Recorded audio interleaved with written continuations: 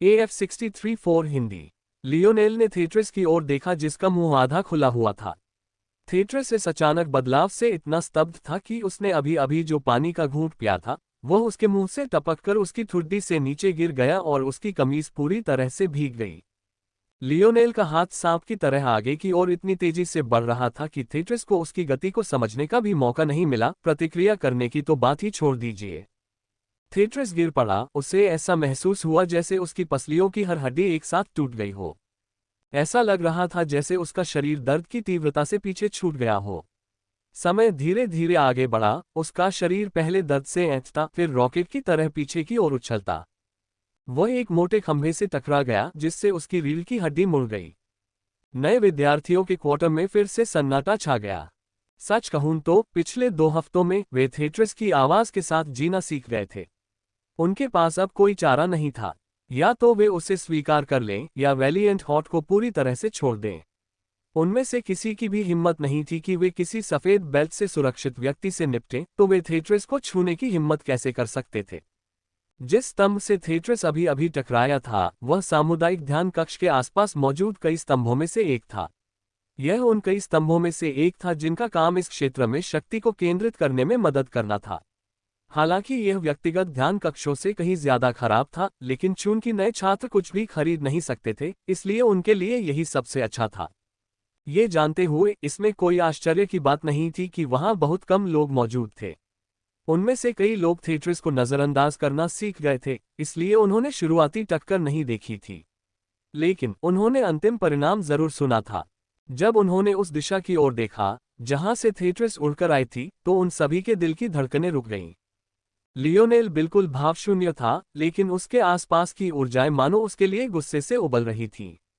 उसके आसपास की हवा शांत थी, लगभग बहुत शांत, लेकिन ऐसा लग रहा था मानो दुनिया अपनी सामान्य रंगत वापस पाने से इनकार कर रही हो। लियोनेल की आकृति धुंधली हो गई, पलक झपकते ही वह थेट्रिस के सामने प्रकट हो गया। हे लियोनेल ने पाया कि जैसे ही वह थेट्रिस का सिर पकड़ने वाला था, किसी और ने उसकी कलाई पकड़ ली थी। तुम यहाँ आखिर क्या करने की कोशिश कर रहे हो? उसे मार डालोगे? गेरसन ने भौहें चढ़ाईं, लियोनेल की तरफ ऐसे देखा जैसे उसका दिमाग खराब हो गया हो। अगर तुम्हें गुस्सा निकालना ही था, तो क्या तुम्हें ये थोड़ा दयनीय नहीं लगता कि असली गुनहगारों के गायब होने का इंतजार करके किसी मोहरे पर अपना गुस्सा निकालना? क्या तुम आदमी भी हो?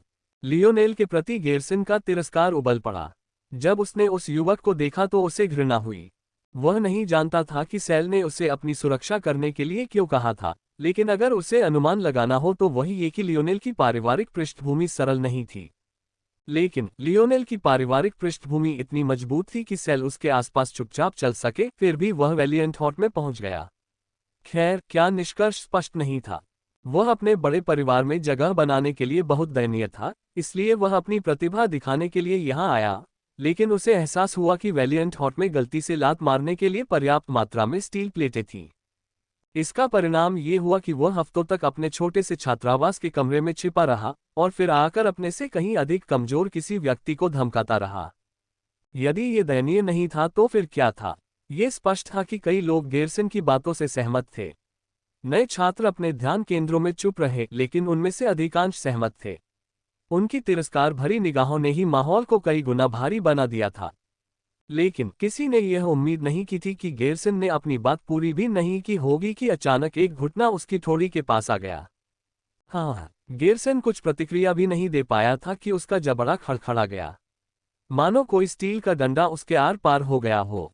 अगर उसने अभी अभी अपना मुंह बंद न किया होता तो उसकी जीभ पूरी तरह से कट जाती। लियोनेल ने अपनी कलाई गेरसन की पकड़ से छुड़ा ली। गेरसन के पैर जमीन से उठते ही उसकी मुट्ठी पीछे की ओर मुड़ गई।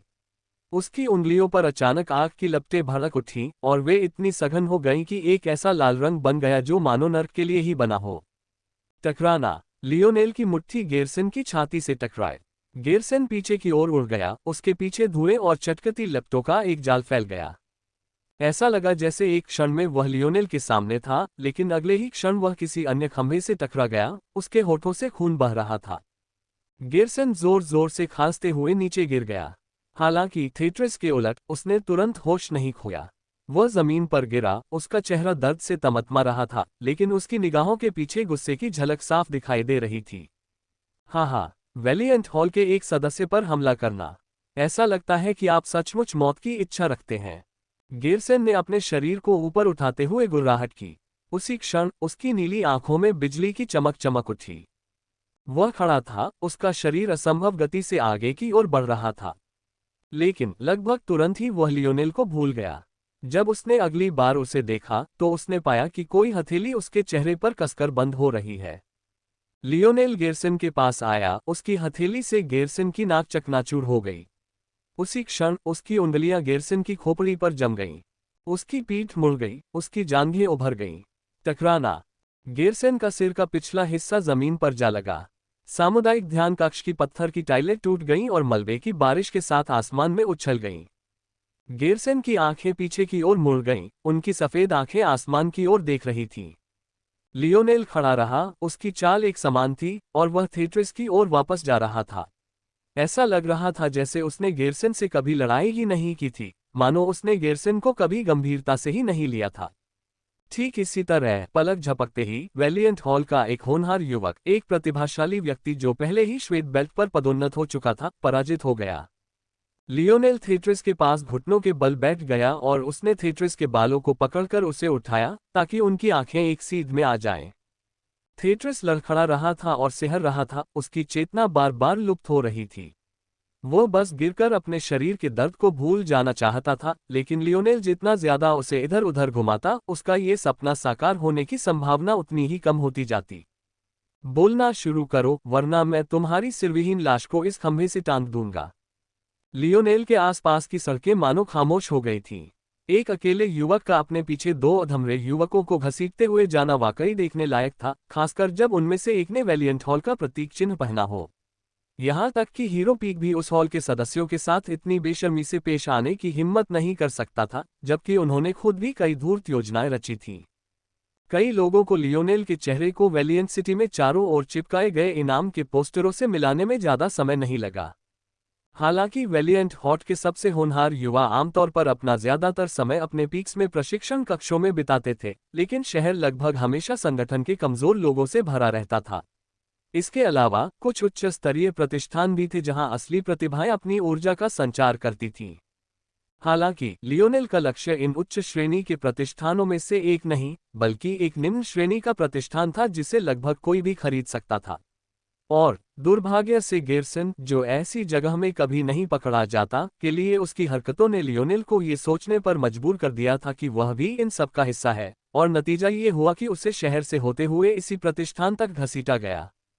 लियोनेल का पैर उस निम्न श्रेणी के बार के दरवाजे से तेजी से अंदर घुस गया।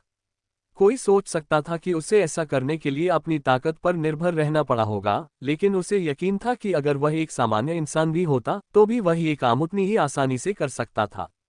बार के दरवाजे अपने कब्जों से ढीले लटक रहे थे, लियोनेल की हरकतों से पहले भी बमुश्किल टिके हुए थे। हालांकि अब वे खुद को उड़ते हुए पा रहे थे, आखिरकार अपने सड़ते हुए लकड़ी के फ्रेम से आजाद। यदि बार के अंदर के हिस्से को एक ही शब्द में वर्णित करना हो तो वह बासी होगा। वहां धुंधली पीली रोशनी थी, एक बासी गंध थी और टेस्टोस्टेरोन से भरा हुआ था। ऐसा लग रहा था मानो किसी औरत ने कभी इस जगह पर कदम ही नहीं रखा हो, और अगर रखा भी हो तो निश्चित रूप से नेक इरादों से नहीं। ये स्पष्टतः वही बार था जहां थेट्रिस की बातें सुनी गई थीं और यही वह स्थान था जहां से तथाकथित ओरेस के राजा ने उसे भर्ती किया था। अरे, तुम क्या सोच रहे हो? लियोनेल के कार्यों की तत्काल प्रतिक्रिया शत्रुता थी। वैलिएंट सिटी में चलने वाले ज्यादातर व्यवसाय युवाओं के स्वामित्व में थे। जैसा कि उम्मीद की जा सकती थी, जमीन और उनके अधिकारों को लेकर प्रतिस्पर्धा काफी कड़ी थी। इतनी जर्जर जगह होने के बावजूद इसमें कोई शक नहीं था कि इसके पीछे कहीं न कहीं कोई प्रतिभा जरूर थी। ऐसी जगह पर हमला करना किसी वरिष्ठ के गाल पर थप्पड़ मारने जैसा था। इसलिए इसमें कोई आश्चर्य की बात नहीं थी कि उस जगह की हमेशा की तरह उपद्रवी प्रवृत्ति के बावजूद प्रतिक्रिया इतनी अतिरंजित थी। बारटेंडर तुरंत हरकत में आ गया। मंद रोशनी में भी उसकी कमर पर बंधी सफेद बेल्ट सबको साफ दिखाई दे रही थी। लियोनेल को एक नज़र देखने से ही पता चल गया कि वह ताकत के मामले में टियर 5 का था। वह न सिर्फ टियर 5 था, बल्कि टियर 4 के उन लोगों की तुलना में, जिन्हें लियोनेल ने इस शहर में कदम रखते ही हरा दिया था, वह कई गुना ज्यादा ताकतवर था। हालांकि जब वह काउंटर के ऊपर से कूदा और अपनी हथेली को नीचे की ओर टिकाया, तो लियोनेल ने केवल एक वाक्य बोला, जिससे वह वहीं रुक गया। तुम हमला करते रहने के लिए स्वतंत्र हो, लेकिन बदले में मैं इस पूरे स्थान को जलाकर राख कर दूंगा। लियोनेल की त्वचा पर टिमटिमाती लपटें नाच रही थीं। वह किसी जलते हुए इंसान से अलग नहीं लग रहा था, जो छोटी सी बार को उड़ा देने के लिए तैयार था। बारटेंडर रुक गया, उसकी भौहें सिकुड़ गईं। उसने लियोनेल को ऊपर से नीचे तक देखा और आखिरकार उन दोनों पर जा पहुंचा जिन्हें उसने बालों से घसीटा था। जब उसने गेरसन को पहचाना तो उसकी पुतलियां सिकुड़ गईं। सफेद बेल्ट भले ही नए और सीनियर खिलाड़ियों के बीच की सीमा रेखा रही हो, लेकिन उनके बीच स्पष्ट रूप से विभाजन रेखाएं थीं। आमतौर पर यह समय के हिसाब से तय होता था। बारटेंडर को व्हाइट बेल्ट तक प्रमोशन पाने में 3 साल लग गए थे, लेकिन गेरसन जैसे सभी प्रतिभाशाली लोगों को 1 साल से भी कम समय लगता है। गेरसन की ऐसी हालत देखकर बारटेंडर को एहसास हुआ कि उसे लियोनेल का शुक्रिया अदा करना चाहिए, वरना उसकी भी यही हालत होती। उसने घुटन भरी, उसका शरीर तनाव में आ गया। हालांकि इस बार के मालिक को लियोनेल से डरने की जरूरत नहीं थी, लेकिन जब तक वह बदला लेने यहां आएगा, तब तक क्या उसे सबसे बुरा हाल नहीं हो चुका होगा। उस सीनियर को इस जगह की कितनी परवाह थी, ये देखते हुए उसे एक छोटे मोटे बारटेंडर की क्या परवाह होगी। तुम क्यों आए हो? बारटेंडर ने अपना धैर्य बनाए रखने की कोशिश करते हुए कहा। 2 हफ्ते पहले, लियोनेल ने साफ साफ कहा। एक सीनियर उसे भर्ती करने यहां आया था। लियोनेल ने अपनी चोटों की परवाह किए बिना थेट्रेस को आगे फेंक दिया। वह वरिष्ठ व्यक्ति कौन है और वह कहाँ है? लियोनेल कोई सवाल पूछ रहा था, लेकिन उसका व्यवहार इतना तीखा और ठंडा था और उसके शब्द इतने जोरदार थे कि मानो कोई बयान दे रहा हो। बारटेंडर को तो जवाब न देने का भी कोई विकल्प नहीं सूझा। थेट्रेस की ओर एक डरी हुई नजर डालते हुए बारटेंडर के दिमाग में तुरंत यादों की एक धारा उमड़ पड़ी। लेकिन जब उसे एहसास हुआ कि लियोनेल किस तरह की जानकारी चाहता है, तो वह स्तब्ध रह गया। उसके माथे पर ठंडा पसीना बहने लगा और उसकी उंगलियां कांपने लगीं। एक तरफ उसके ठीक सामने एक युवक खड़ा था, जिसे बार के मालिक सीनियर को अपमानित करने की जरा भी परवाह नहीं थी। वह पागल था और बिल्कुल भी उस काय जैसा नहीं था जैसा लियोदका के पोस्टरों में दिखाया गया था। लेकिन दूसरी तरफ अयस्कों का राजा था, एक दुष्ट आदमी जिसे कई लोग सांप कहते थे। एक जहरीला प्राणी जिसने अपनी दौलत पाने के लिए कुछ भी किया था। प्रश्न का उत्तर न देने पर यह राक्षस अवतार उस पर टूट पड़ेगा। लेकिन उत्तर देने से फिलहाल उसकी जान बच सकती थी, लेकिन जब आज की बातें अयस्कों के राजा के कानों तक पहुंचेंगी तो क्या होगा? यह तो एक सरल गणितीय समीकरण है, क्या आपको नहीं लगता? किसी रीप की आवाज की तरह लियोनेल की आवाज बारटेंडर के कानों में गूंज उठी।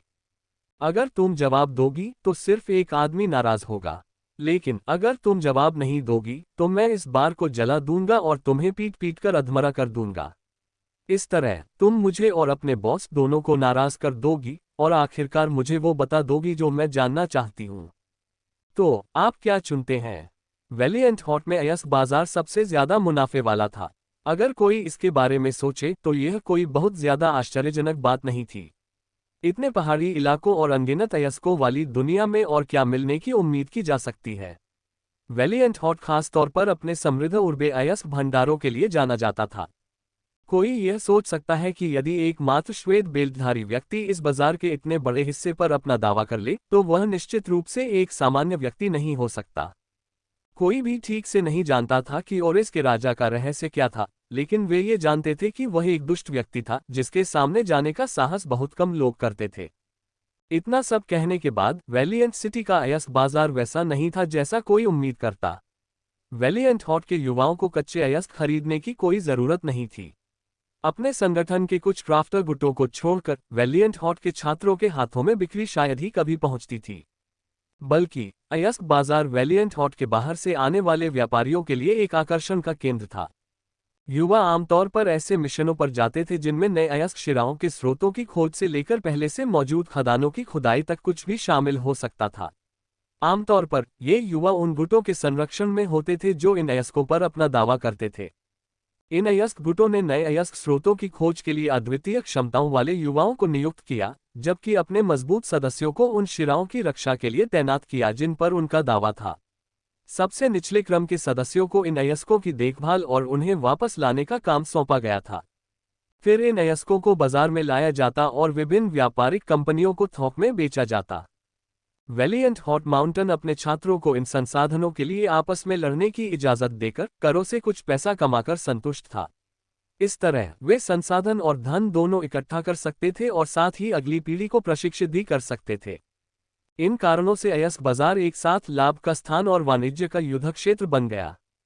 अल्पविराम। उसी समय अयस्क बाजार के अनेक तंबुओं में से एक के भीतर एक ताड़ का पेड़ एक बड़ी लकड़ी की मेज पर गिर पड़ा, जिससे उस पर रखे सभी तराजू और मापतौल के उपकरण हिल गए। ये तंबू अयस्क बाजार में उपलब्ध सबसे बड़े तंबुओं में से एक था और इसके फ्लैप के बाहर सैकड़ों मीटर तक लाइन लगी हुई थी। अकेला तंबू 5 मीटर से ज्यादा ऊंचा और लगभग 20 मीटर व्यास का था।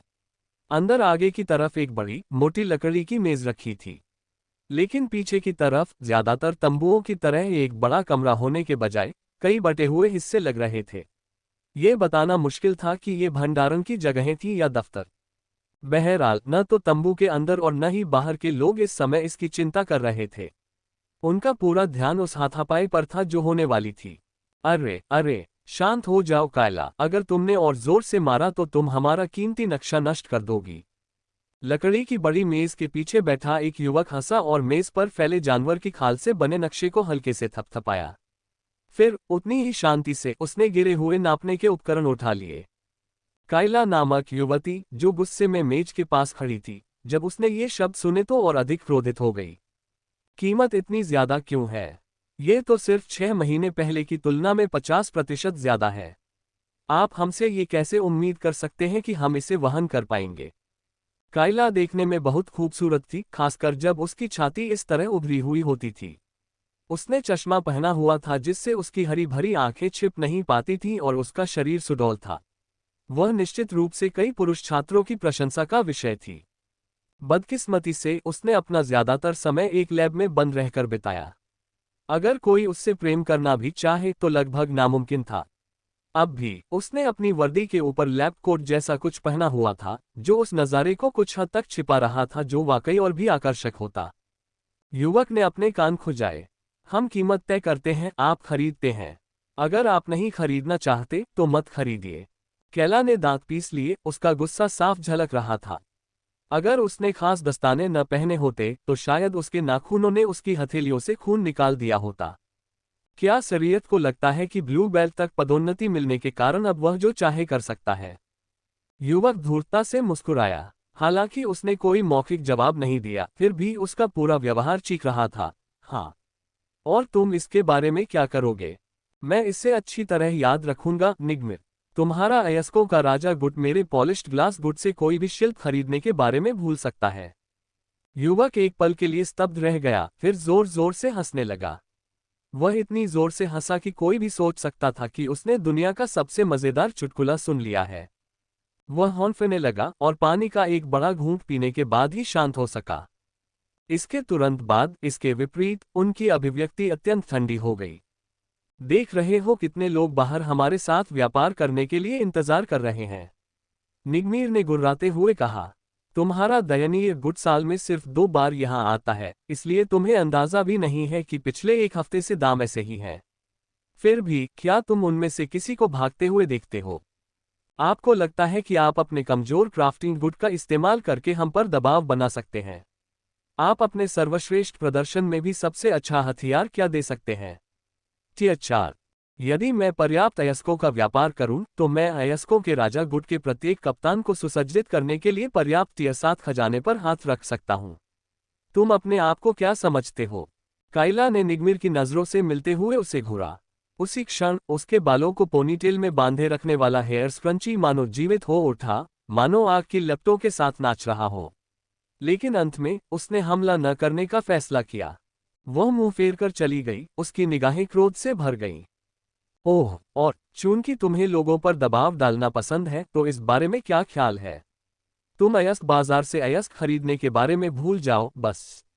जो कोई भी तुम्हारे साथ व्यापार करेगा वह अब अयस्कों के राजा गुट का दुश्मन होगा। निग्मीर की आवाज पूरे अयस्क बाजार में फैल गई और सभी के कानों तक पहुंच गई। कैला की मुट्ठियां और कस गईं, उसके कंधे हल्के से कांप रहे थे। लेकिन वह पीछे मुड़कर नहीं देखी और चलती रही। उसी समय तंबू के बाहर से अचानक शोर की आवाज आई। रुको, क्या तुम देख नहीं सकते कि यहाँ एक लाइन लगी है? भाग जाओ इससे पहले कि मैं तुम्हें यहाँ से निकलने में मदद करूं। एकमात्र प्रतिक्रिया एक दबी हुई कराह थी और एक आकृति बड़े तंबू के नाजुक कपड़े में उड़ती हुई उसके प्रवेश द्वार के अलावा एक और बड़ा छेद खोलती हुई दिखाई दी। अयस्क बाजार में संपूर्ण अराजकता फैल गई। लियोनेल धीमे सोचे समझे कदमों से अयस्क बाजार में दाखिल हुआ था। उसे देखने वाला हर कोई, चाहे जानबूझकर या सहज ज्ञान से, उससे दूर ही रहा। शुरू में उसे ठीक से समझ नहीं आ रहा था कि कहाँ जाए। गेरसन और थेट्रिस अब उसके हाथ खाली थे और वे अपनी उम्र से ज्यादा जी चुके थे। लेकिन निगमेर की चीखों ने उसे एक आसान रास्ता दिखा दिया। चूंकि वे उसके लिए लाल कालीन बिछाना चाहते थे, इसलिए वह खुशी खुशी उनकी बात मान गया। अल्पविराम। निगमेर अपनी सीट से उठ खड़ा हुआ। उसके चेहरे पर गहरी उदासी थी जब उसने देखा कि उनके शांति रक्षकों में से एक तंबू की दीवार से उड़ता हुआ आ रहा है। पहले तो निगमीर को लगा कि यह कैला की करतूत है। उसके उग्र स्वभाव को देखते हुए उसे नहीं लगा कि वह इसे स्वीकार कर लेगी। उसे पूरी उम्मीद थी कि वह कम से कम वैलिएंट हॉट के बड़ों को तो खबर करने की कोशिश करेगी। लेकिन सीधे हमला करना एक मूर्खतापूर्ण फैसला था, क्योंकि इससे उन्हें अपरिहार्य मुकदमे में और भी ज्यादा फायदा होगा। निगमेर को कैला इतनी बेवकूफ नहीं लगी, और जैसा कि उम्मीद थी, जब उसने उसकी ओर मुड़कर देखा तो वह भी घटनाक्रम से उतनी ही हैरान थी जितनी वह था। तभी एक युवक, जिसका शरीर सुनहरी लपटों की तरह नाच रहा था, धीरे धीरे आगे बढ़ा। उसकी मुद्रा सहज थी, उसके हाथ पैंट की जेबों में भी थे। फिर भी किसी की हिम्मत नहीं हुई कि उसके पास जाए। उसकी गर्मी बहुत ज्यादा थी। Black belt. निगमीर दंग रह गया। एक साधारण ब्लैक बेल्टधारी ने इतनी बड़ी मुसीबत खड़ी करने की हिम्मत कैसे की? ये बदमाश न सिर्फ ब्लैक बेल्ट था, बल्कि उसकी बेल्ट पर पीक का प्रतीक भी नहीं था। अब तक जो युवा पीक में शामिल नहीं हुए थे, वे औसत से लेकर औसत से भी कम प्रतिभा वाले थे। पीक परीक्षा पास करने के बारे में सोचने से पहले उन्हें और अधिक संचय की आवश्यकता होगी। इसका मतलब ये था कि निगमीर का लियोनेल को अयस्क बाजार में इस तरह टहलते देखना लगभग वैसा ही था जैसे कोई राजा जानवर किसी चींटी को अपने इलाके पर कब्जा करने की कोशिश करते देख रहा हो। ये सिर्फ थोड़ा बहुत हास्यास्पद नहीं था। इससे पहले कि निगमीर अपनी स्थिति पर काबू पा पाता और यह समझ पाता कि उसे इस समय क्रोधित होना चाहिए था, ये तथाकथित चींटी अचानक बोल पड़ी। सर रीड, वह कहाँ है? लियोनेल की आवाज ठंडी और विरक्त थी। उसके शब्दों से ही मानो सारे तत्व झुक गए हों, यहाँ तक कि कई लोगों को तो ऐसा लग रहा था मानो अंतरिक्ष ही सिमट गया हो। निगमीर का दिमाग खाली हो गया। सर रीड, बेशक उसे नाम पता था, लेकिन एक मामूली ब्लैक बेल्ट कब से उसे अयस्कों का राजा नहीं कहेगा? कब से किसी बिगड़ेल बच्चे की बारी आई है कि वह अपने नेता का नाम इतनी सहजता से पुकारे, मानो उसकी कोई कीमत ही न हो? तब निगमीर ने अंततः लियोनेल को पहचान लिया। उन्होंने लियो द कक के पोस्टरों के साथ कुछ छुटकारियां ली थीं, जिससे लियोनेल लगभग खुद का ही एक कैरिकेचर लग रहा था, और साथ ही उसे इतना पहचानने लायक भी बना दिया था कि उसे सड़कों पर भी पहचाना जा सके। लेकिन इस समय निगमीर को लियोनेल को उन पोस्टरों से मिलाना लगभग नामुमकिन लग रहा था। जैसा कि कहा गया है, लियोनेल की प्रतिभा के बारे में यह बात बहुत पहले ही खत्म हो चुकी थी। कोई भी व्यक्ति जो तीसरे आयाम में रहते हुए टियर 4 अस्तित्व को हरा सकता था, कमजोर नहीं था। कोई भी व्यक्ति जो फ्रेशमैन परीक्षा के दौरान 10 टैग हासिल कर सकता था, कमजोर नहीं था। कोई भी व्यक्ति जो हीरो पीक के उपनेता को क्रोधित कर सकता था, कमजोर नहीं था। जो लोग अब भी यही सोच रहे थे कि यह लियोनेल की प्रतिभा की वजह से है, वे मूर्ख थे। ये कुछ और नहीं, बल्कि सीनियर्स द्वारा उस पदानुक्रम को लागू करने की बात थी जिस पर चढ़ने के लिए उन्होंने कड़ी मेहनत की थी। निगमीर काफी देर तक लियोनेल को देखता रहा। शांति रक्षकों। निगमीर दहाड़ा। उसी समय विशाल तंबू में पैरों की आवाज गूंजने लगी। हर कोई जानता था कि अयस्क बाजार एक छिपे हुए युद्ध क्षेत्र से ज्यादा कुछ नहीं था। हालांकि अयस्कों के राजा गुट को परखने के लिए किसी ने बहुत समय पहले कोई कदम नहीं उठाया था, लेकिन इसका मतलब यह नहीं था कि वे हर समय तैयार नहीं थे। शांति रक्षकों के बीच शार्क के समान तीखे और दांतेदार दांतों वाला एक युवक जोर से हंस पड़ा। निगमीर, लगता है आपकी प्रतिष्ठा को धक्का लगा है। आप अकेले ब्लैक बेल्ट को नियंत्रित नहीं कर सकते और आपको मदद के लिए भी पुकारना पड़ा। उसे ज्यादा दोष मत दो, कॉमस। सारा दिन सिर्फ पैसे गिनने के बाद उसकी इंद्रियां सुस्त हो गई हैं। शांति रक्षक एक साथ हंस पड़े। उनके दो नेता, दांतेदार दांतों वाला युवक कॉमस और एक विशाल तलवार लिए युवती आड्रीन, आपस में मजाक कर रहे थे। इस अचानक परिवर्तन से कैला की भौहें तन गईं। हालांकि कॉमस और आड्रिन सिर्फ मजाक कर रहे थे, फिर भी उनकी बात सही थी। ओरेस के राजा गुट के लिए एक युवक से निपटने के लिए इतनी जोरदार ताकत दिखाना कोई तुक नहीं थी। ऐसा लग रहा था मानो वे इसे जल्दी और जोरदार तरीके से खत्म करना चाहते थे, अपनी पूरी ताकत दिखाना चाहते थे। लेकिन सवाल ये था, क्यों? ये लड़का कौन था? अयस्कों के राजा को एक मामूली ब्लैक बेल्ट की इतनी परवाह कब से हो गई? दुर्भाग्य से कायला, जो अपना 99% समय प्रयोगशाला में बिताती थी, वायरल लियोदकक घटना से पूरी तरह अनजान थी।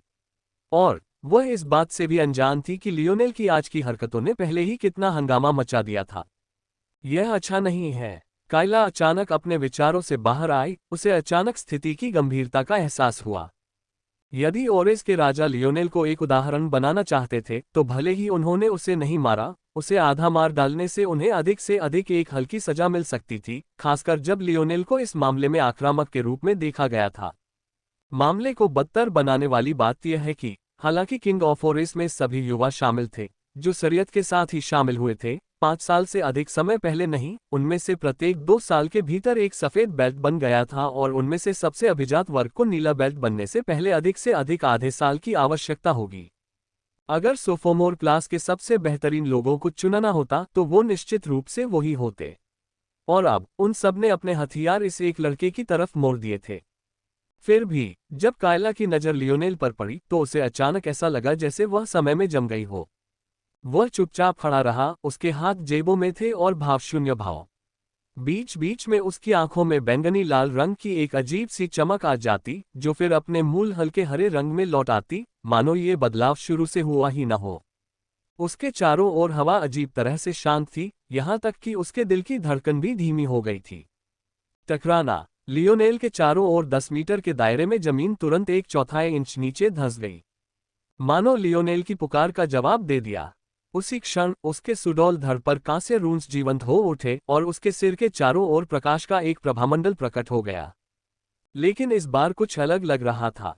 काली चमकती ऊर्जा, दीप्तिमान सुनहरी रोशनी, झिलमिलाती हुई हल्की नीली चमक और लाल रंग की प्रचंड आग उसके रूनों के मार्ग का अनुसरण करती हुई उसके शरीर के साथ ऐसे घुल मिल गई मानो वे हमेशा से वहां मौजूद थे।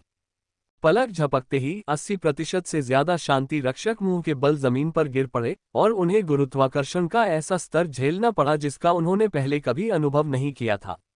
यहां तक कि जो लोग खड़े रह पाए, उन्हें भी अपने घुटनों का कांपना रोकना मुश्किल हो गया। इस गोलीबारी में कई बेगुनाह लोग फंस गए, खासकर वे लोग जो खुद ओरेस खरीदने का इंतजार कर रहे थे और यहां तक कि कैला भी, जो लियोनेल की मदद करने के बारे में सोच रही थी। लेकिन इस वक्त उस युवक को इसकी कोई परवाह नहीं थी। लियोनेल अपने नंगे पैरों के नीचे जमीन को महसूस कर सकता था।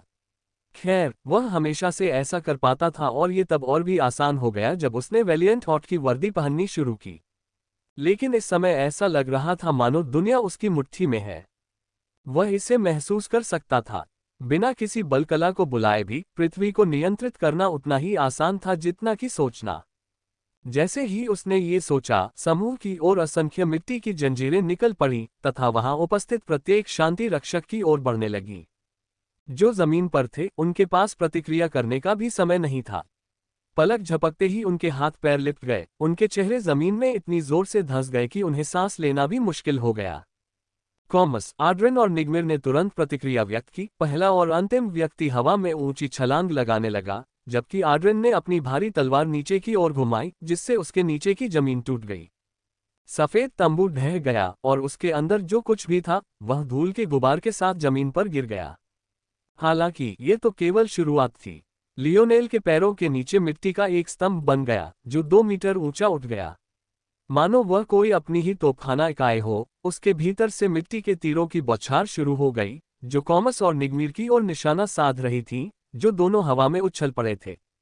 चकमा देने में असमर्थ, कॉमस गुर्राया, अपने तीखे दांत दिखाते हुए, मानो उसके पूरे शरीर पर एक सख्त, चमड़े जैसी धूसर त्वचा फैल गई हो।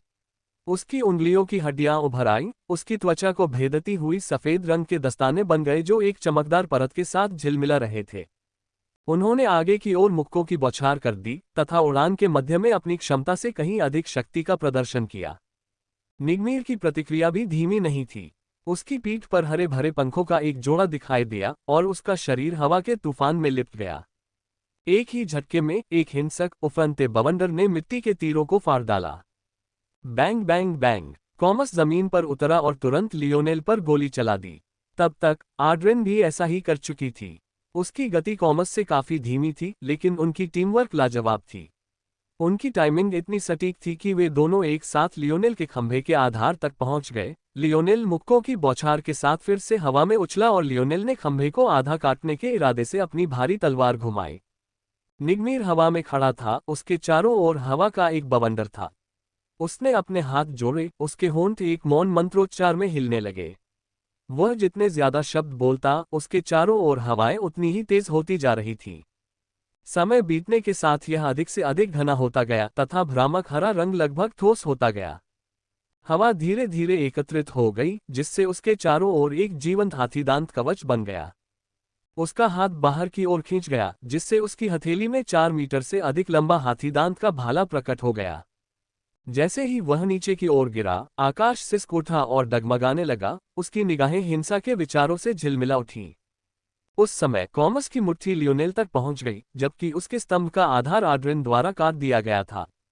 हालांकि लियोनेल ने कोई प्रतिक्रिया नहीं दी। कॉमस ने पाया कि उसकी मुक्का लियोनेल की छाती पर लग रही है और उसके चेहरे पर खूनी मुस्कान थी। टकराना। कॉमस का चेहरा विकृत हो गया। उसी क्षण उसने ऊपर देखा और लियोनेल की उदासीन निगाहों से मिला। वह आदमी उसके ऊपर खड़ा था, उसके हाथ अभी भी जेबों में थे। दरअसल कॉमस को लगा ही नहीं कि लियोनेल सचमुच उसे देख रहा है, बल्कि उसे लगा जैसे वह बस उसकी नजरों में आ गया हो। न ज्यादा न कम। एक चटक सी आवाज सुनाई दी। कॉमस की मुट्ठियों की हड्डियां टूटकर बिखर गईं, जिससे उसके होठों से दर्द की चीख निकली। आड्रेन, जिसने अभी अभी लियोनेल का पृथ्वी से संबंध तोड़ा था और इस अवसर का लाभ उठाना चाहती थी, कॉमस द्वारा उसकी ओर वापस उड़ते देख अचंभित रह गई। वह एक तरफ हट गई, दांत पीसते हुए और अपनी टीम की साथी को कुछ देर के लिए नजरअंदाज करते हुए, इस उम्मीद में कि वह अभी भी लियोनेल तक पहुंच जाएगी। लेकिन उसने यह उम्मीद नहीं की थी कि जिस खंभे को उसने अभी अभी काटा था, वह अचानक हवा में उछल जाएगा और अकेले लियोनेल को भी अपने साथ ले जाएगा। टकराना। कॉमस जमीन पर भारी होकर गिरा, उसका पूरा हाथ ऐसा लग रहा था मानो लाखों टुकड़ों में बिखर गया हो। लियोनेल ने अपना पैर उठाया, उसकी निगाह निग्मीर पर टिकी थी जो हाथ में भाला लिए उसकी ओर झपटा था। निग्मीर की अभिव्यक्ति बदल गई, लेकिन तब तक बहुत देर हो चुकी थी। लियोनेल ने हल्के से अपना पैर नीचे किया, जिससे उसके नीचे खंभे पर लहर फैल गई। जो कभी 1.5 मीटर से अधिक ऊंचा स्तंभ था, वह अचानक लियोनेल के पैरों के नीचे एक छोटी सी डिस्क के अलावा कुछ नहीं रह गया। बाकी का हिस्सा जमीन की ओर गिरते हुए भयभीत आड्रेन और कॉमस की ओर निर्देशित। धमाका। दोनों शांति रक्षक तुरंत दफन हो गए, उनकी जिंदगी और मौत का कोई अता पता नहीं। टक्कर इतनी जोरदार थी कि अगर दर्द की चीखें भी होती तो धरती की तेज कर्कश लहरों के बीच सुनाई नहीं देती। जमीन कांप उठी और टुकड़े टुकड़े हो गए, दरारें जंगल की आग की तरह पूरे अयस बाजार में फैल गईं। लियोनेल अपनी पतली सी धरती पर हवा में खड़ा था, उसके बाल जोर जोर से उड़ रहे थे।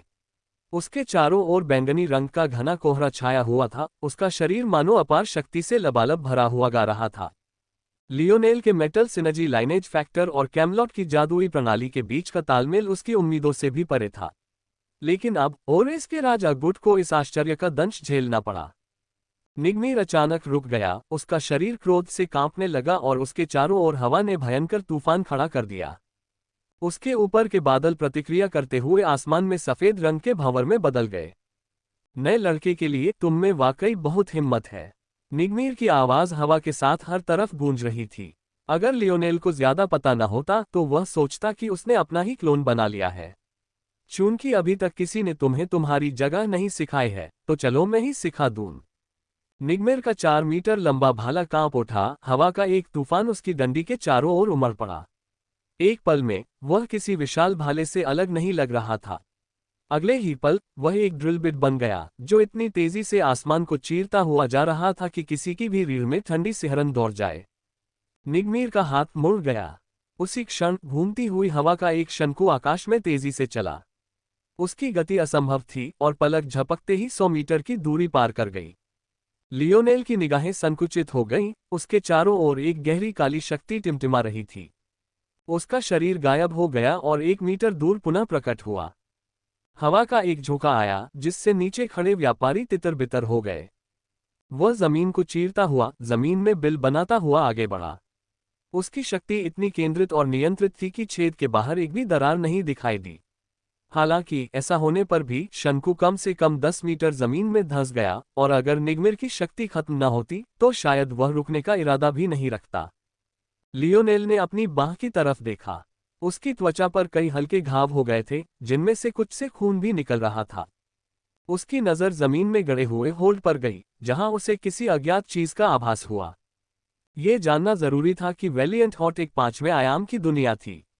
हालांकि यह सबसे शक्तिशाली 5वें आयाम की दुनियाओं के आसपास भी नहीं थी, फिर भी इसकी बनावट बहुत मजबूत थी। इसके परिदृश्य में बदलाव लाने वाला कोई भी हमला शक्तिशाली था। लियोनेल अपनी वर्तमान शक्ति के बावजूद स्वयं भी बहुत सीमित था। उस समय वह अपने आसपास के केवल 10 मीटर के दायरे में ही तत्वों को नियंत्रित कर सकता था, और तब भी इसके लिए किसी भी चौथे आयाम की दुनिया की तुलना में कहीं अधिक प्रयास की आवश्यकता थी, खासकर इसलिए क्योंकि वह इस दुनिया का स्वाभाविक नागरिक नहीं था। निग्मिर के लिए ऐसा पराक्रम प्रदर्शित करने में सक्षम होना। निग्मिर की बाह एक बार फिर मुड़ी। इस बार उसके हमले धुंधले से हो गए, मानो सर्पिल शंकुओं की झड़ी लग गई हो। वे हवा में सीटी बजाते हुए कान फाड़ देने वाली कर्कश आवाज में चिल्ला रहे थे। काइला की आंखें चौड़ी हो गईं, वह पागल हो गया है।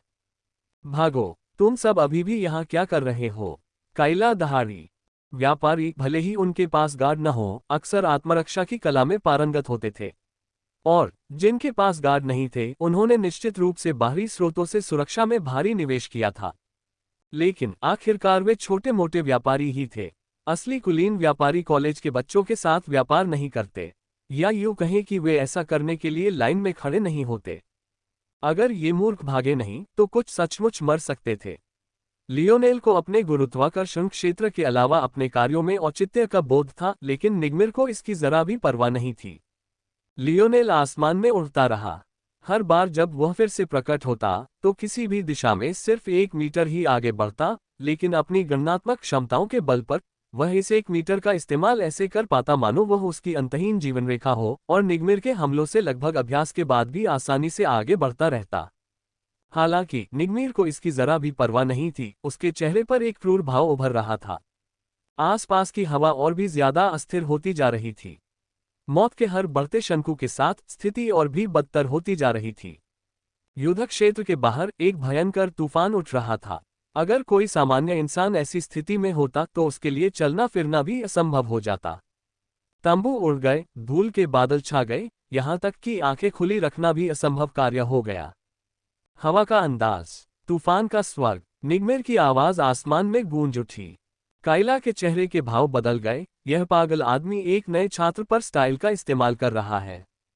लेकिन इसके बाद कैला को जो महसूस हुआ, उसने उसे मुंह बंद करने पर मजबूर कर दिया। अगर किसी नए छात्र पर स्टाइल का इस्तेमाल करना बेशर्मी थी, तो इसे क्या कहा जाए? निग्मिर ऊपर से नीचे ऐसे झांक रहा था मानो कोई देवता हो। उसने लियोनेल को लगातार बचते हुए देखा, उसके होंठ तिरस्कार से सिकुड़ रहे थे। 4 मौसमों का क्षेत्र, वसंत का तूफान। उस पल जो कभी प्रचंड और बेकाबू हवाएं थीं, वे और भी ज्यादा प्रचंड हो गईं। अयस्क बाजार का पूरा इलाका निग्मिर के कब्जे में आ गया था। क्या तुम्हें लगता है कि जो तुमने पहले देखा वह किसी सीनियर की बहादुरी की हद थी? हमने पहले भी तुम्हारे साथ नरमी बरती थी, लेकिन लगता है तुमने हमारी दयालुता को दिल से नहीं लिया। तो आज मैं तुम्हें दिखाऊंगा कि तुम जैसे बिगवेल और किंग ऑफ वॉरिस गुड के कुलीनों के बीच क्या फर्क है। निग्मिर सचमुच कुलीनों में कुलीन था। उसने न सिर्फ एक शैली में महारत हासिल कर ली थी, बल्कि उसने 4 ऋतुओं के क्षेत्र के एक ऋतु को भी इतनी अच्छी तरह समझ लिया था कि उसे अपनी शैली के साथ पूरी तरह मिला लिया था। यह उसकी ताकत में कोई मामूली बदलाव नहीं था। उसकी शैली और उसके बसंत ऋतु क्षेत्र का संयोजन किसी दूसरे माध्यम से 4 ऋतु क्षेत्र की संपूर्णता को समझने से कमजोर नहीं था।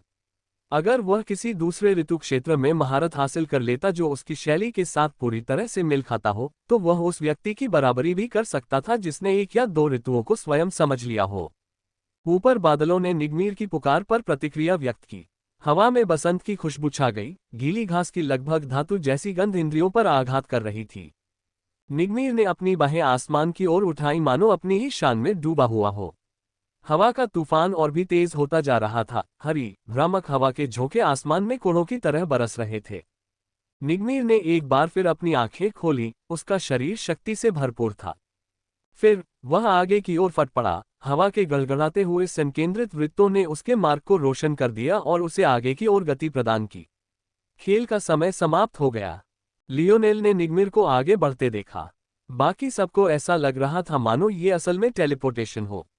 निग्मीर लगभग तुरंत ही कई 100 किलोमीटर प्रति घंटे की रफ्तार पर पहुंच गया था। इतनी रफ्तार में उनके बीच सिर्फ 100 मीटर की दूरी भी टेलीपोर्टेशन जैसी लग रही थी। लेकिन लियोनेल के मन में यह शायद बहुत ही धीमी गति थी।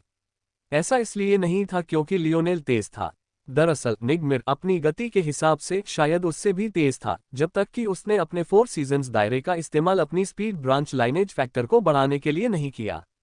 बल्कि ऐसा इसलिए था क्योंकि लियोनेल का दिमाग चीजों को बहुत तेजी से समझता था। स्टाइल और 4 सीजन्स दायरे के इस मेल ने लियोनेल को मोहित कर लिया। अगर निग्मीर किसी बात में सही था तो वो ये कि उसने वैलिएंट हॉट के तथाकथित सीनियर्स को कम करके आंका था। उसे जरूर इस बात पर दोबारा विचार करना होगा कि वो उन्हें कितनी आसानी से हरा पाएगा। अगर यह संयोजन संभव था तो इसमें कोई आश्चर्य की बात नहीं कि अन्य संयोजन भी इसी तरह अस्तित्व में हों। लियोनेल आयामी छंद के तरीकों से बहुत अनभिज्ञ था। कौन जाने उसने कितनी अनोखी चीजों को नजरअंदाज कर दिया था। वास्तव में अब जब उसने इसके बारे में सोचा तो वह अजीब मंत्र जिसका उपयोग निग्मीर ने अपने पवन बल को कवच और हथियार में ठोस रूप देने के लिए किया था, लियोनेल ने भी पहले कभी ऐसा कुछ नहीं देखा था। बेशक ये निग्मीर की क्षमता ही हो सकती है, लेकिन फिर भी ये दिलचस्प था। मुझे लगता है कि इस जगह से चीजें सीखने में मूल्य है। अच्छा, अगर वे मुझे इसके बाद यहाँ रहने देंगे तो। निग्मीर को अभी आधी दूरी तय करनी थी, तभी लियोनेल ने अपनी हथेली घुमाई जिससे एक लंबा लचीला भाला प्रकट हुआ। भाला खुद खोखला लग रहा था। उसकी सतह पर कई गहरी नक्काशी उसके अंदर के खालीपन को दर्शा रही थी। फिर भी ये देखने लायक एक खूबसूरत नजारा था। भाला लगभग 4 मीटर लंबा था। उसकी धार लंबी, पतली और तीखी थी। लियोनेल की कलाई के एक हल्के से झटके से भाला जम गया और एक सख्त चाबुक की तरह लहराने लगा। निग्मीर ने उनके बीच की 50 मीटर की दूरी को पार कर लिया, 40 मीटर को पार कर गया और 30 मीटर को पार कर गया। उसकी गति केवल बढ़ती हुई प्रतीत हुई। उसकी गतिविधियों से उत्पन्न हवा का दबाव अकेले लियोनेल के शरीर से टकराया, जो उसे पीछे की ओर गिराने और जमीन में दबाने के लिए तैयार प्रतीत हुआ। हालांकि जब निग्मीर उनके बीच 5 मीटर की दूरी पर पहुंच गया, जो लियोनेल के हृदय में अपना भाला भोंकने से केवल 1 या 2 मीटर दूर था, तभी लियोनेल ने अंततः प्रतिक्रिया व्यक्त की। पवन डोमेन। लियोनेल का शरीर फड़क उठा। निग्मीर की निगाहें तेज हो गईं। इस पूरे समय लियोनेल अंतरिक्ष टेलीपोर्टेशन कला का इस्तेमाल कर रहा था। हालांकि पहले तो निग्मीर को इस बात पर हैरानी हुई, लेकिन थोड़ी देर बाद उसे यह एहसास हुआ कि लियोनेल किसी भी दिशा में सिर्फ 1 मीटर ही चल सकता है, इसलिए वह शांत हो गया। ये बात तो समझ में आती थी। आखिरकार ये 5वें आयाम की दुनिया थी। यहाँ अंतरिक्ष कहीं ज्यादा मजबूत था। निग्मीर ने निष्कर्ष निकाला कि लियोनेल के पास शायद कोई खजाना था जो उच्च स्तरीय दुनिया में प्रवेश करने के बाद अपनी अधिकांश प्रभावशीलता खो चुका था। यह एक सामान्य बात थी। इस निष्कर्ष पर पहुंचने के बाद उसे एहसास हुआ कि लियोनेल उससे अधिक तेज नहीं हो सकता, इसलिए उसने आत्मविश्वास से आगे बढ़कर एक ही झटके में इस लड़ाई को समाप्त करने की तैयारी कर ली।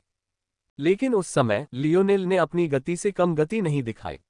नहीं, यह उससे भी अधिक तेज थी। इससे पहले कि निग्मीर कुछ कर पाता, उसने अपने गले पर भाला पाया। पहली बार युद्ध में हथियार की लंबाई का फायदा न होने के कारण उसकी आंखें चौड़ी हो गईं। फिर भी उसने तेजी से प्रतिक्रिया दी। उसका शरीर थोड़ा सा हिल रहा था। बस इस हल्की सी हरकत के लिए उसे पूरी गति की जरूरत थी। किसी और के लिए यह शायद नामुमकिन होता, लेकिन वह इसे बिल्कुल सही समय पर कर पाया।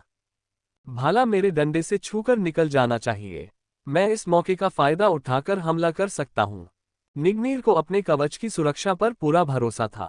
लियोनेल सही था, ये वाकई उसकी क्षमता थी और यह उसके वंश तत्व के साथ पूरी तरह मेल खाता था।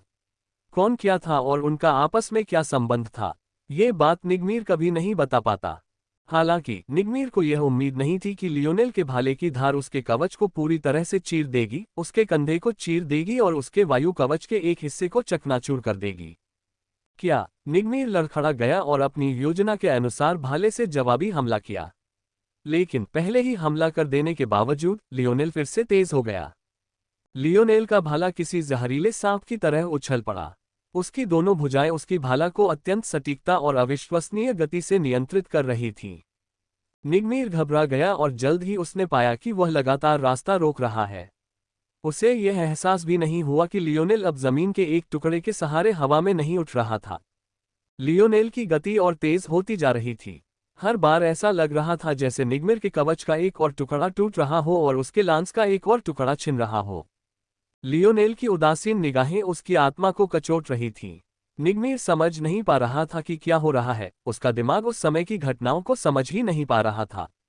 वह पीछे हटना चाहता था, लेकिन लियोनेल का पीछा अंतहीन था। उसके पूरे शरीर पर हल्के घाव दिखाई देने लगे।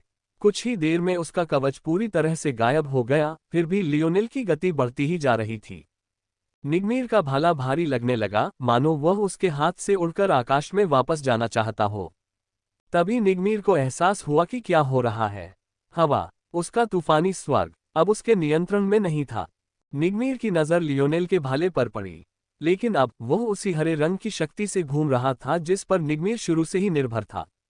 लियोनेल की कलाई फड़कने से भाले का घुमावदार सिरा अंततः कट गया। उसने अपना ब्लेड निग्मीर की ओर घुमाया और निग्मीर की छाती में गहरा घाव कर दिया। उसकी निगाहें चमक उठी, उसके भाले की नोक भी निग्मीर की तरह घूमने लगी। इस बार वह सीधे नहीं जा रहा था। उसका इरादा निग्मीर को भोंककर मार गिराने का था, ठीक वैसे ही जैसे उसने उसके साथ करने की योजना बनाई थी। उस समय इतने बड़े पैमाने पर लड़ाई के शोर को नजरअंदाज नहीं किया जा सकता था। रुकना! लियोनेल का भाला रुका नहीं, उसने बिना किसी गतिरोध के निग्मीर की छाती में वार कर दिया।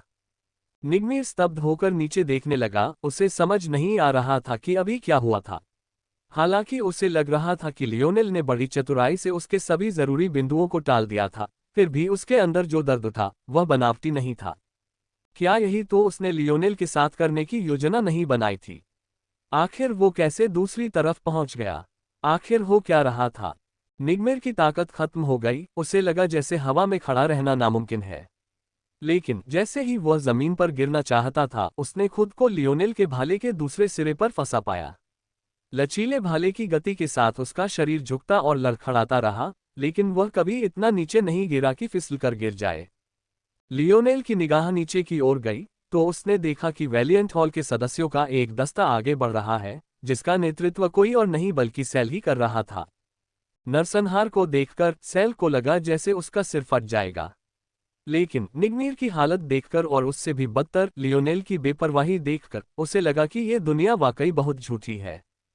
दुर्भाग्य से सेल के मानसिक स्वास्थ्य और निग्मीर के लिए बाद वाला सीधे तौर पर प्रतिवाद की मांग कर रहा था। निग्मीर ने अपनी शैली और 4 मौसमों के दायरे की समझ के संयोजन पर भरोसा करके अपने लिए एक छद्म डोमेन बनाया। लियोनेल को यह स्वीकार करना पड़ा कि वह काफी नवोन्मेषी था और उसने निश्चित रूप से उस स्तर की चतुराई दिखाई थी जो लियोनेल ने पहले कभी नहीं दिखाई थी। लियोनेल को अब भी लगता था कि उसकी क्षमता में अभी बहुत विकास की गुंजाइश है, लेकिन क्वासी सिल्वर ग्रेड तक पहुंचने के बाद से वह कोई नई क्रांतिकारी क्षमताएं विकसित नहीं कर पाया था। उसे अब भी लगता था कि उसने अपनी क्षमता की पूरी क्षमता का उपयोग नहीं किया है, ऐसा कुछ जो वह निग्मीर के लिए नहीं कह सकता था, जिसने अपनी क्षमता में बहुत सारी क्षमताएं निचोड़ ली थीं। इसके अलावा निग्मीर का लक्ष्य हमेशा पवन बल की सांद्रता बढ़ाना और क्षेत्र को यथासंभव अस्थिर बनाना था। जितनी तेज हवाएं होती, उसके हमले उतने ही तेज और शक्तिशाली होते। दुर्भाग्य से निग्मीर के लिए लियोनेल का लचीला भाला एकदम सही जवाब था। इतना सटीक कि लियोनेल ने लगभग तुरंत ही युद्ध समाप्त कर दिया। अंततः विंड डोमेन भाला पवन बल के माध्यम से गति प्राप्त करने और उपयोगकर्ता के हमले की गति को लगातार बढ़ाने के लिए बनाया गया था। फिर भी लियोनेल उन सभी चरणों को छोड़ पाने और इस तथ्य को नजरअंदाज करने में सक्षम था कि उसकी आत्मीयता कमजोर थी, क्योंकि निग्मीर ने उसके लिए एकदम सही मंच तैयार किया था। कहने का मतलब बस इतना था कि जिस पल निग्मीर ने लियोनेल को गंभीरता से लेना शुरू किया, उसकी हार तय थी। और शायद उससे भी ज्यादा निराशाजनक बात यह थी कि अगर उसने लियोनेल को गंभीरता से लेना शुरू नहीं किया होता, तो वह वैसे भी हार जाता। लियोनेल ने अपनी नजरें सेल से हटा ली और उसे पूरी तरह से अनदेखा कर दिया। उसकी नजर में वैलिएंट हॉल एक मजाक से ज्यादा कुछ नहीं था। उसे गेरसन के वहां होने का असली कारण भी नहीं पता था, इसलिए उसने बस यही मान लिया था कि वैलियंट हॉल भी उतना ही भ्रष्ट है जितना कि बाकी सभी संगठन जिनका वह हिस्सा रहा है। इस वक्त सेल के शब्दों का वजन उसके लिए मानो बेमानी ही रहा हो। यहां तक कि अगर गेरसन इसका हिस्सा नहीं था, तो भी ये तथ्य कि वैलियंट हॉल ने कुछ नहीं किया, जबकि उनके एक छात्र का नाम हफ्तों तक बदनाम किया गया, और इससे भी बदतर यह कि उन्होंने थेट्रेस की हरकतों के कारण नए छात्र को लगातार परेशान होने दिया, लियोनेल के लिए यह बात काफी थी कि वह उनकी ओर घृणा से देखने लगा।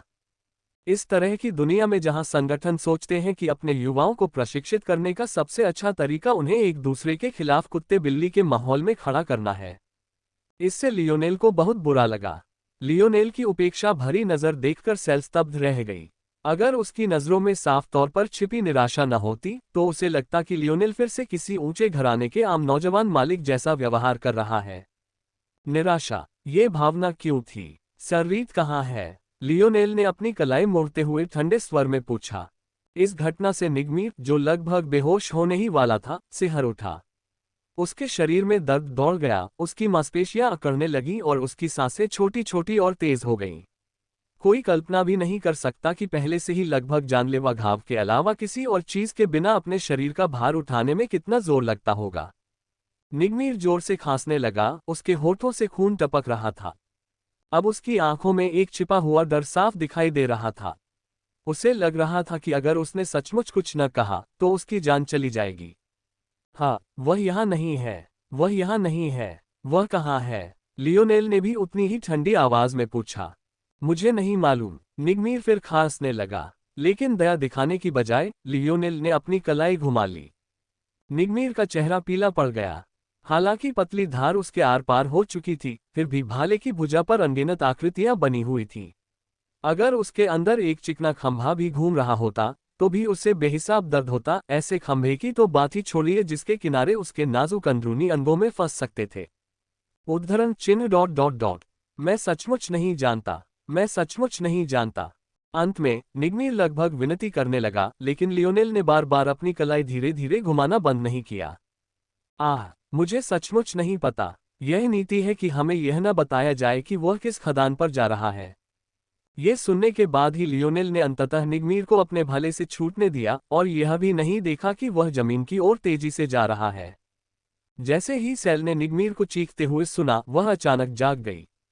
अरे, पकड़ो उसे! वह चिल्लाए और अपने आसपास के लोगों को निगमीर की मदद करने का आदेश दिया। इस बीच लियोनेल धीरे धीरे जमीन की ओर उतरने लगा था। और उसका निशाना क्या था? यह कोई और नहीं बल्कि किंग ऑफ ओरेसवुड के सफेद तंबू का बचा हुआ मलबा था। उसे इस बात का जरा भी अंदाजा नहीं था कि कितनी आंखें उस पर टिकी थीं जब उसकी नजर मलबे पर थी। लियोनेल ने अपने पवन डोमेन की शेष बची हुई गति का उपयोग करके सफेद टार्प को उड़ा दिया, तथा पीछे जो कुछ बचा वह स्क्रैप धातु और टूटी हुई लकड़ी का एक गैराज यार्ड जैसा दिखाई दिया। निगमीर को आखिरकार वैलियंट हॉल के एक सदस्य ने पकड़ लिया और अब कई लोग साइल की ओर देख रहे थे कि क्या किया जाए। लेकिन युवती को अचानक घुटन महसूस हुई।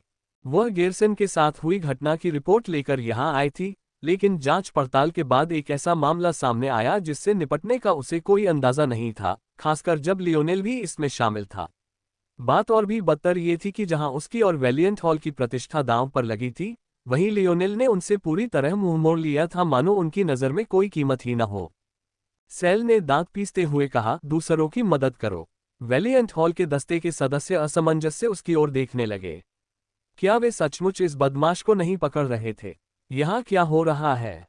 क्या आप देख नहीं सकते कि उनमें से कितने मलबे के ढेर के नीचे दबे हुए हैं? क्या आप तब जिम्मेदारी लेंगे जब वे सभी मर जाएंगे? सेल ने अपनी आखिरी जीवन रेखा को थामे रखा।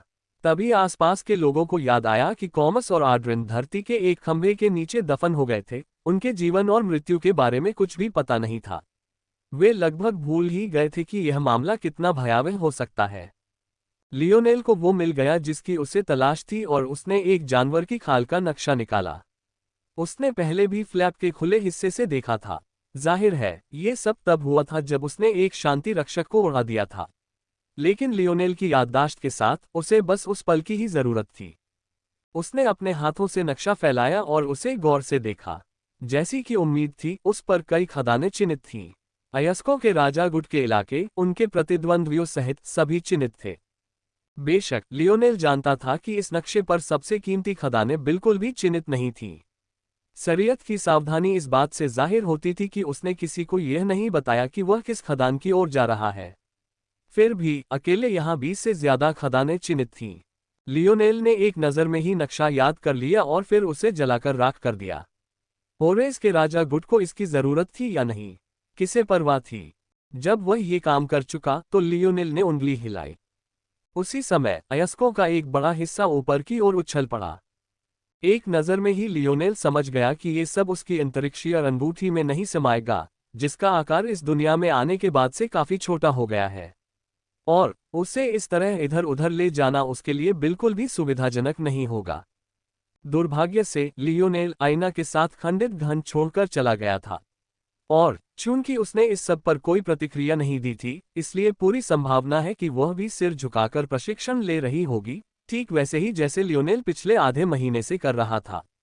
दरअसल अगर उसकी जादूगरी कलाएं उसकी सफलता के दौरान बिखर न गई होती और उसने संयोग से थेट्रिस की आवाज न सुनी होती, तो लियोनेल शायद यहां भी नहीं होता।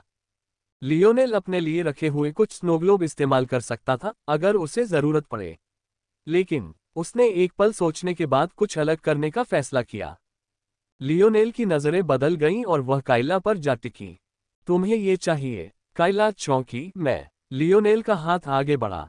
अयस्कों का एक हिस्सा कैला को गया, जबकि बाकी उन व्यापारियों को दिया गया जो युद्ध में फंस गए थे। एक क्षण में एक छोटे से भाग्य के बराबर अयस्क मुफ्त में बांट दिए गए। लियोनेल ने एक बड़ा हिस्सा अपने लिए रख लिया और बिना किसी परवाह के उसे अपनी अंगूठी में डाल दिया। फिर वह जाने के लिए मुड़ा। उसकी मंजिल क्या थी? खैर, क्या ये साफ नहीं था। वह उस नक्शे पर मौजूद सभी खदानों को नष्ट करने वाला था, एक एक करके। लियोनेल, रुको। सेल ने अपने दांत पीस लिए। वह अंततः ये सब देखते नहीं रह सकी कि क्या हो रहा है। एक बात तो यह है कि भले ही ऐसा लग रहा था कि यह कारोबार पूरी तरह से किंग ऑफ होरेस गुड का है, लेकिन यह सच से कोसों दूर था। इस दुनिया का 80% से ज्यादा हिस्सा वेलिएंट हॉट माउंटेन के स्वामित्व में था। खदानों के लिए भी यही स्थिति थी। हर अयस्क वेलिएंट हॉट की संपत्ति था। किंग ऑफ होरेस गुड उन्हें सिर्फ संगठन की ओर से बेचकर हिस्सा ले रहा था। फिर उन्हें अपनी बिक्री के आधार पर वेलिएंट हॉट को कर देना पड़ता था, जो 70% से ज्यादा होता था। इसके अलावा एक और वजह यह थी कि लियोनेल ने जो भी अयस्क चुने थे, उनमें से कोई भी 5वें आयाम का नहीं था। दरअसल उनमें से एक भी टियर 7 या उससे ऊपर का नहीं था। ये सभी विशेष रूप से वेलिएंट हॉट के फाउंडिंग पीक पर भेजे गए थे। दरअसल छात्रों को ऐसे अयस्क मस्तिष्क पर अधिकार भी नहीं दिया गया था जो इतने उच्च स्तर के अयस्कों का उत्पादन कर सकें, और जिन दुर्लभ मामलों में उन्हें ऐसे खजाने मिल जाते थे, उन्हें कुछ मुआवजे के बदले में संगठन को रिपोर्ट करना अनिवार्य था। कहने का तात्पर्य ये था कि हालांकि ऐसा लग रहा था कि लियोनेल शरीयत से चोरी कर रहा है, लेकिन असल में वह वेलिएंट हॉट माउंटेन से चोरी कर रहा था। उसके अलावा बाकी सभी को इसकी जानकारी थी, इसलिए व्यापारियों की प्रतिक्रिया ज्यादा उत्साहित नहीं थी। हालांकि इससे उनमें से कुछ लोगों को अराजकता का फायदा उठाकर कुछ धन गबन करने से नहीं रोका जा सका। तुम। सेल के शब्द उसके गले में अटक गए, खासकर तब जब लियोनेल ने उसकी बात सुनने के लिए रुका ही नहीं। उद्धरण चिन्ह ... वो अयस्क, वो वेलिएंट हॉट माउंटेन की संपत्ति है, अयस्कों के राजा गुट की नहीं। लियोनेल ऐसे चलता रहा जैसे उसने कुछ भी नहीं सुना हो। अरे, जब तक आप किसी पीक में शामिल नहीं हो जाते, आपको वेलिएंट सिटी छोड़ने की अनुमति नहीं है। सेल शायद तिनके का सहारा ले रही थी, लेकिन वह झूठ नहीं बोल रही थी। नक्शा देखने के बाद ये साफ जाहिर था कि लियोनेल क्या करने वाला था। वह सचमुच इसकी इजाजत नहीं दे सकती थी। वे खदानें वेलिएंट हॉट माउंटेन के अयस्क संसाधनों का 30% हिस्सा थीं। कम से कम टियर 6 और उससे नीचे के अयस्कों के मामले में तो फिर मैं नौकरी छोड़ दूंगा, लियोनेल ने स्पष्ट शब्दों में कहा और चलते हुए चला गया। सेल ने अपना जबड़ा इतनी जोर से भींच लिया कि लगभग खून ही निकल आया। अपनी गर्लफ्रेंड के बारे में सोचो। क्या तुम सचमुच उसे अकेला छोड़ दोगे? लियोनेल अचानक रुक गया। एक भारी हवा छा गई, दिल की धीमी धड़कन सबके कानों में गूंजने लगी। बहुत देर बाद उन्हें एहसास हुआ कि ये दिल उनका अपना है। लियोनेल ने अपना सिर पीछे की ओर झुकाया, उसकी पुतलियां एक बार फिर लाल बैंगनी रंग से झिलमिलाने लगीं। क्या तुम मुझे धमकी दे रहे हो? सेल जम गया। उसका मतलब बिल्कुल भी ऐसा नहीं था। वो बस इतना कहना चाह रही थी कि अगर लियोनेल अभी चला गया तो वैलिएंट हॉट माउंटेन के बाहर के लोगों के लिए पीक के छात्रों से मिलना बिल्कुल आसान नहीं होगा। अगर आयना अपनी मर्जी से उससे मिलने नहीं गई तो शायद उन्हें एक दूसरे से मिलने में बहुत समय लगेगा। लेकिन कई हफ्तों के अवलोकन के बाद ये स्पष्ट हो गया कि वे अक्सर अपनी ही दुनिया में खोए रहते थे। दरअसल सेल ने लियो दकक के पोस्टरों में दखलंदाजी न करने की एक वजह यह थी कि पहली तो वह अपने कामों में व्यस्त थी और उसे हाल ही में इसका एहसास भी नहीं हुआ था, और दूसरी वजह यह कि शुरुआती कार्रवाई के बाद से अब तक बहुत समय बीत चुका था, जबकि उसे पता चला कि लियोनेल को इसकी कोई परवाह ही नहीं है। सेल समझ नहीं पा रही थी कि आखिर गड़बड़ कहाँ हुई। उसने सोचा कि उसने जितना हो सके उतना सहयोग किया। क्या यह उसकी गलती थी कि उच्च अधिकारियों ने उसकी पहचान गुप्त रखने का फैसला किया?